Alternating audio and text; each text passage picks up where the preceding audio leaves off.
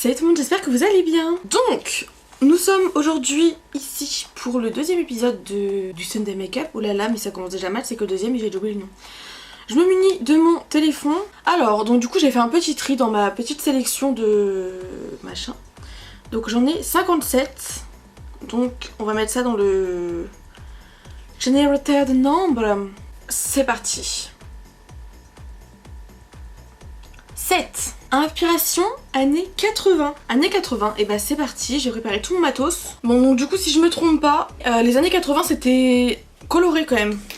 Ils avaient de la couleur et tout, ça j'aime bien les années 80, c'était coloré.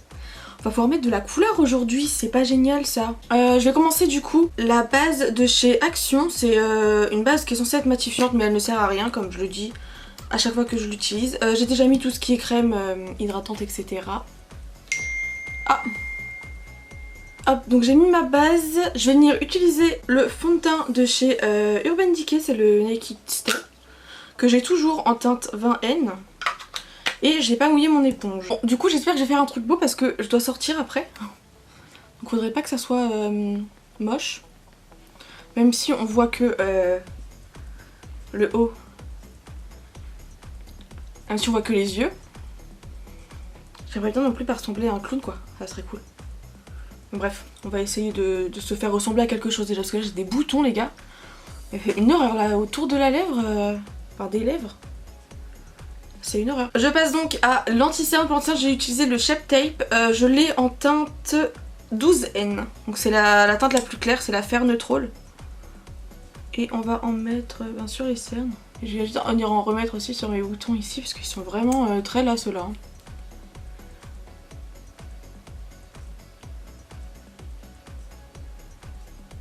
Alors j'avais une petite éponge qui est juste devant moi et que je n'ai pas utilisée. Moi je pense vraiment que l'année 80, enfin je sais pas, j'aime bien les années 80, c'est... Même le style et tout, j'aime bien. Du coup je suis vraiment contente d'être tombée sur ça. C'est pas le plus difficile non plus je pense. Ensuite je prends ma poudre de chez Kiko, c'est la Invisible Touch. Et je vais venir la prélever avec un gros pinceau.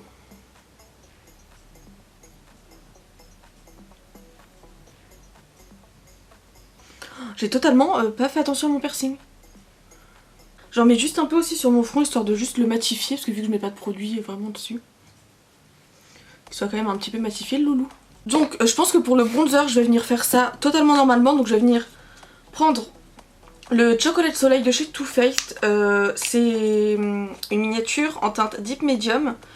Elle est vraiment... Enfin, j'aime beaucoup ce bronzer, je pense que c'est un de mes bronzers préférés, si ce n'est pas mon préféré. Je vais pas me faire en mettre des masses parce que je crois pas que c'était... Ils avaient beaucoup de blush.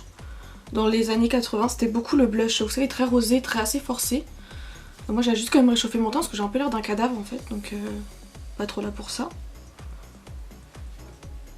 Un tout petit peu sur mon nez, mais en fait ça, vraiment j'attends juste que mon piercing il soit bien cicatrisé, bien quoi, pour ne pas avoir de... pour pouvoir me remaquiller normalement sans faire attention. Là j'avoue j'ai pas fait attention du tout. Alors du coup pour le blush, comme je vous disais, les 80s c'était assez... Il y avait des blushs qui étaient vraiment très prononcés, c'était très coloré, très rose. Du coup j'ai pris celui-ci, c'est une teinte qui est très rose, j'ai dû le mettre 2 fois vraiment, genre je l'ai pas mis beaucoup. C'est la teinte Lollipop Hop et c'était dans le calendrier de l'Avent de chez NYX d'il y a 2 ans maintenant. Peut-être 2 ans, je ne sais plus. Ouais, il y a moins que ce soit 2 ans. Et alors là... Et lui, je sais qu'il est... Ouais, voilà, il est pigmenté. Hop. Et du coup, hop. On va en mettre pas mal. J'ai pas l'habitude de mettre du blush. Enfin, j'en mets maintenant, mais j'ai pas l'habitude d'en mettre beaucoup. C'est assez, là. C'est très rose, hein. Je sais pas si je pourrais m'y habituer à ça. Enfin, je pense qu'on est pas mal, hein. Le blush, il est présent, non? L'estomper un peu quand même, parce que là, ça fait beaucoup, hein. Je suis pas très habituée à avoir autant de blush sur moi. Je vais venir prendre l'highlighter, parce que je vais quand même venir mettre de l'highlighter, hein, j'ai envie. C'est celui de chez Kiko, je vous l'ai déjà présenté 1 milliard de fois. C'est mon blush préféré de tous les temps celui-là, il est absolument incroyable. Et je vais juste venir en mettre sur le haut de mes pommettes, hein. Je pense que je vais pas en mettre sur le nez. Bon finalement j'en mets un peu, ça me fait un peu... J'ai l'impression que c'est un peu vidouille aussi, moi je veux de l'highlighter. Je vais passer à mes sourcils. Donc mes sourcils, j'ai utilisé les mêmes produits que j'ai utilisé la semaine dernière. Donc c'est le crayon Sephora et la petit crayon de cire de chez Adopt. Et je vais les faire hors caméra comme hier aussi. On va passer aux yeux. Pour les yeux, je vais commencer avec la base P. Louise. Je l'ai en teinte 1. Juste venir la mettre comme ça. Parce qu'on va quand même mettre de la couleur. Donc on veut que ça se voit. Et je l'estompe à l'éponge parce que moi je préfère perso. Je sais qu'il y en a qui l'estompent au pinceau mais... je sais pas, j'ai l'impression que ça fait des traces et c'est un truc qui m'énerve. On va pouvoir commencer tout de suite. Je vais du coup venir utiliser la palette Sunset Horizon de chez Beauty Bay. C'est avec des couleurs magnifiques et on a de la couleur donc c'est absolument parfait. Je vais d'abord venir prendre le fard beige qui est là. J'ai pas aventuré à vous donner les noms parce que je n'ai pas de lunettes donc je ne vois rien. Donc je prends le fard beige pour venir le mettre juste pour poudrer mon arcade pour faciliter l'estompage après des fards qu'on va appliquer. Je vais continuer avec le fard jaune qui est ici. Non, je vais prendre le vrai jaune poussin juste à côté. Et je vais du coup m'en servir pour le mettre dans le creux, enfin au-dessus du creux. Je vais le mettre voilà au-dessus du creux. Je m'arrête à peu près à la moitié de l'œil. Du coup je m'arrête à peu près à la moitié de l'œil. J'aurais pas dû commencer avec ça en fait. Je viens d'avoir une autre idée là. Bon, c'est pas grave. En gardant le même pinceau, je vais venir prendre le fard orange qui est là. Et je vais le mettre à l'intérieur dans le creux. En continuité du jaune quoi. Ah il est trop orange. Ok bon changement. Je vais venir prendre celui-là qui est un peu plus clair. Et je pense que normalement le mélange des deux ça devrait me faire une couleur qui sera pas mal. Évidemment j'essaie de dégrader avec le jaune. Une fois qu'on en est là, du coup je vais juste venir reprendre mon pinceau avec le fard beige juste pour venir estomper parce que au final j'ai changé d'avis donc ça va me servir de transition ces deux fards là. Je suis désolée si le cadre il bouge en fait c'est que mon trépied il est un peu pourri et du coup des fois ça tombe tout seul en fait. Donc quand je le relève je le mets comme je peux. Ok donc maintenant ce que je vais faire c'est que je vais venir prendre un fard plat. Non pas un fard, un pinceau. Je vais venir prendre le bleu qui est là. J'aurais préféré un bleu un peu vert mais j'ai pas ça.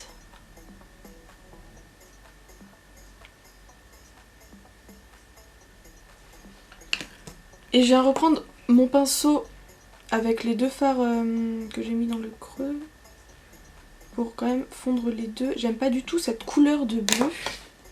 Elle est pas assez vibrante à mon goût. Je sais pas ce que vous pensez de cette teinte de bleu mais moi je l'aime pas. Je vais venir utiliser la petite palette de chez Action de la marque Fab Labo Factory. Pourquoi je veux dire à chaque fois je veux dire Laboratory mais pas du tout. Et je vais venir prendre cette teinte là. Je vais la prendre avec un pinceau estompeur et je vais venir la mettre dans le coin externe. En remontant dans le creux. Et on va l'étirer un peu en pointe je pense. Je vais reprendre mon pinceau avec le fard de transition. Je vais remettre un petit peu de fard jaune du début. Pour venir estomper un petit peu plus le vert. Alors vert et jaune, ça fait quelle couleur ça vert et jaune? Je sais plus si le vert et jaune ça fait une belle couleur quand on les dégrade ensemble. J'ai des doutes quand même. Le bleu ou l'orange, franchement faut essayer de les fondre mais pas trop les dégrader non plus parce que ça fait c'est des couleurs complémentaires pardon. Et du coup c'est pas super joli ensemble. Je vais aller voir si j'ai pas un autre bleu plus joli. Mais il me plaît pas celui-là. Du coup je vais utiliser cette palette là. C'est une palette qu'on m'avait offert à mon anniversaire, qu'une de mes amies m'avait offert. Je l'avais déjà utilisée pour faire des petits make-up mais je vous l'ai jamais montré je crois. Et je vais reprendre ce bleu vert là qui est parfait, c'est exactement le genre de couleur que je voulais. Donc c'est parfait, je vais venir... Je vais déjà venir finir mon vert de l'autre côté, que je n'ai pas fait. Et avec le même pinceau que j'ai utilisé pour le vert, je vais venir utiliser du coup la couleur là, qui sera vraiment... Ah oui là c'est très bien...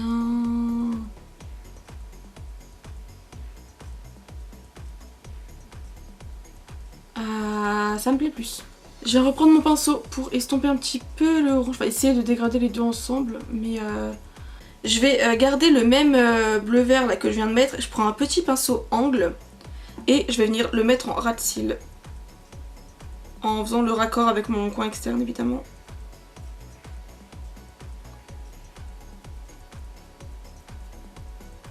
Et je le mets vraiment jusqu'au bout. Hein. Je le mets tout le long de mon ras de cils. Et je vais venir l'estomper quand même avec mon fard. C'est avec le pinceau où j'avais le fard jaune et orange dessus. Et je pense que ça... Donc là je pense qu'on est pas mal. Moi j'aime bien, en vrai j'aime bien. Je sais pas ce que vous en pensez. Est-ce que ça vous fait penser aux années 80? Ok, donc là je vais juste venir utiliser ce fard là. C'est le bleu irisé de cette palette. Que je vais venir juste poser en coin interne. Pour faire quand même une micro touche de lumière sur l'œil. Je vais venir faire un petit liner en restant au ras des cils. Pour le mascara, je vais venir utiliser The Mascara de chez Sephora. Et pour mes cils du bas, je vais venir prendre le Crayola qui est très nul, ne l'achetez pas. Je vais faire ça hors caméra parce que c'est pas le plus intéressant. Et voilà pour les yeux. Franchement, moi j'aime bien, j'adore cette couleur bleu-vert là, elle est trop belle. Bref. Du coup pour les lèvres dans les années 80 c'était très rose je crois. Et assez brillant, enfin c'était encore des couleurs vives qui se voyaient. Du coup j'ai choisi celui-ci que j'ai mis une seule fois. Parce que c'est pas trop mes couleurs. La seule fois que j'ai mis ce rouge à lèvres là pour la petite anecdote, c'est la fois où j'ai voulu faire un make-up, un speed disco. Et enfin on n'est pas loin là quand même. Les discos c'est dans les années 80. Bon du coup voilà pour ce maquillage inspi. J'allais dire inspi disco mais non, inspiration des années 80. Franchement moi j'aime bien. C'est tout pour ce Sunday Makeup et on se retrouve dimanche prochain pour un prochain challenge défi maquillage et on se retrouve mercredi pour une vidéo un peu plus autre chose. Voilà.